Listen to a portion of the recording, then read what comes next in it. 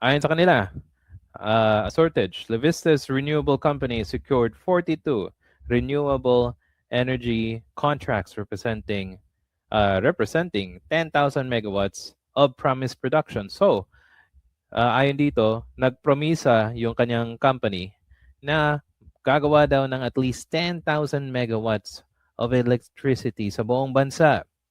But by late 2024, they had delivered only 174 megawatts, a measly 2% completion rate. So, 2% lang ang kanilang naibigay. Imagine nyo, 10,000 dapat yung kanilang gustong as promised nila. Pero, ang binigay nila, 2% lang. Solar Philippines 14 billion performance bonds expired August 2024 without renewal. Kumbaga, hindi na renew. Okay, so punta tayo sa kabila.